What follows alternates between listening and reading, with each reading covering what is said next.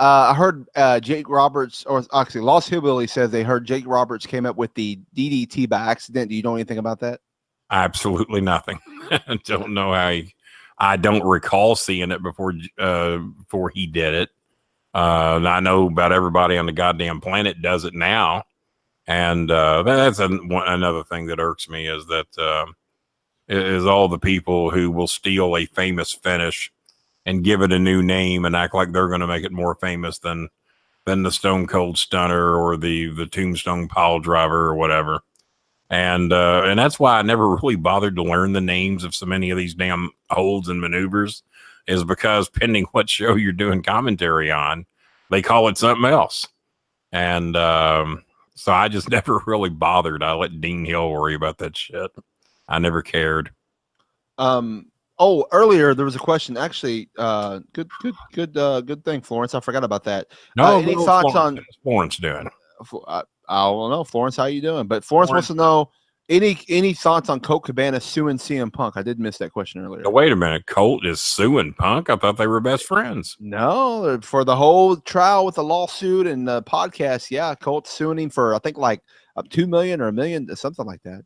Well, they say Punk was amazing at saving his money, because I never would have dreamed he would have earned that much. Because at OVW, he was making $750 a week, and they just kind of called him up and threw him right in the middle of it.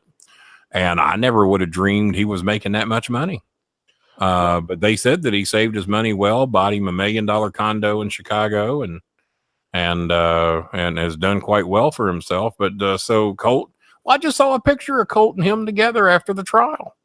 Well, I think what it is that when Colt, when they were going to do the trial or whatever. Yeah, because I saw pictures of them together after the trial. They seemed pretty peachy keen then. Well, CM Punk said, "Don't worry about the fees. I'll cover half of them or whatever." And then later on, he said, "You know what? You're on your own on now, because it got into a bigger trial." I guess. So Punk fucked him on the money. That's what's going. That's the rumor. Well, as you know, I don't really have the time of day for Cabana, because he was nothing when he was an OVW but a stooge, and bragged about his Jewish heritage to fuck us out of money.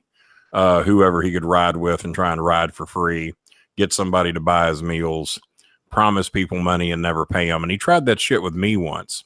The deal is that I would drive to the towns, but the wrestlers had to fill the cars up, and I would get their meals for them. That was the deal we had.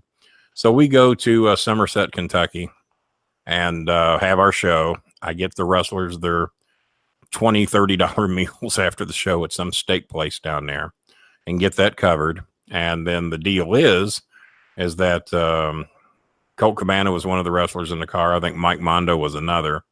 And another guy whose name I just can't think of, who was a real top-rate lightweight wrestler with us that was good friends with Cabana for a while. So what Cabana tried to pull, because Cabana was driving my car, because I was real sleepy, so he was driving, and Cabana filled my car up halfway in Lexington. He was supposed to have filled it up all the way and then fill it up again when we get to Louisville. So he fills it up. We get back to Louisville. I got about a quarter tank of gas. And I said, I thought you filled that up back there. I said, I thought that fucking thing clicked pretty good. And he says, you must be getting shitty gas mileage. He said, I pumped it till it clicked. I said, you pumped it till you pull your goddamn finger off from it. Well, somehow or another, I had control of the money and of their pay. And I just deducted the fucking tank of gas from his pay. And plus, he had bought some DVDs from me. He said, well, I thought you were giving me those DVDs. I said, yeah, I am, for $10 a piece. I said, that's a favor price. I normally sell them for $20. So I deducted his $30 for that. And I deducted about $40 in gas. And he was furious. And whoever the wrestler was, it was with him. And he was in the WWE for a little bit too, but I'm blanking out on his name. And he says, man, he says, I don't care how Jewish you think you are, how fucking great of a con man you think you are not going to win this with Bolin. Get in your fucking car and go home. You are not getting any more money out of Bolin. So I deducted the $40 for the gas, the $30 for he was fucking furious. He was hot. Needless to say, he wasn't going to do shit about it. And so I told Cornette what he tried to pull. He said, fuck. He said, I would have fucked him worse than that. He said, you went easy on him. And plus we found out that he was stooging all the conversation in the car because they knew that none of us like that Amish roadkill fuck. And so we started amping the stories up about what a douchebag Amish roadkill was so that Colt Cabana would go back and tell him. And I wish Chris were here because he would know who I'm talking about, because he started playing along with it. And then finally, on one of the trips, I turned to him. I said, now you make sure that Amish roadkill gets every fucking word of that just the way we said it.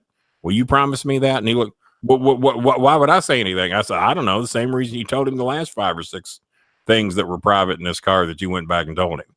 So make sure you don't fuck this one up. You make sure to go back and tell him. And then I think the guy's name was Alex or something or another. I can't think of his last name. He looks at him. He says, yeah, they know you're a stooge. He said, just go ahead and fucking tell him everything we said in there. He says, because that's what you are. You're a fucking stooge. And this is someone he thought was his friend. So no, I got absolutely no use for Colt Cabana. Punk was a bit of a dick to me at times, a few times, and then other times he was great. But they said that's kind of how Punk is. He came into OVW thinking he was a way bigger deal than what he was. That was the reason he had the problems with Tony Tony Atlas, and Tony Atlas put him in his place, and he didn't show respect to Tony Atlas. Well, one thing I learned in the wrestling business, no matter how much, I call it the guy coffee rule. If they're older than you and they've been in the business longer than you, unless they are purposely disrespecting you on a daily basis, you show them respect back. That's just how it works. And I would never try to fuck over Lawler, even though me and Jerry have differed in opinions a few times in our life. I never try to one up Jerry. I never try to act like I'm a better promo than he is, or a better one-line guy than he is, or that I know something he don't. I always respected Jerry, even though there were times I didn't want to. And it is just because he's been in the business way longer than me. He was my inspiration for getting in wrestling. But that would also apply to a Nick Bockwinkel, a Ric Flair, whoever it is, regardless of the shit they did that I didn't agree with. They commanded my respect first. And Punk didn't respect anybody. And especially, apparently, Tony Atlas. And he got humiliated at OVW that day. I was there to see it. I stayed around purposely to see what Atlas was going to do to him, because they kept telling him to get the fucking tape off his arms. They said, you look like you got 2 damn broken arms. What's all this straight edge shit? You got tattoos all over your goddamn body. You look like a fucking drug addict. And yet you're straight edge. And Chris says that we didn't understand what straight edge was, and he's probably right. Straight edge to me is clean cut, no tattoos, no earrings, no drugs, all that shit. And that is kind of what my perception of what straight edge was. Chris says that's not necessarily the case. So I would have called myself straight edge. Never had a tattoo, never drank, never smoked, never did drugs, never had no earrings. So I considered myself straight edge. But apparently that is not exactly what straight edge is, or at least in the definition of my son, White Chris Bolin.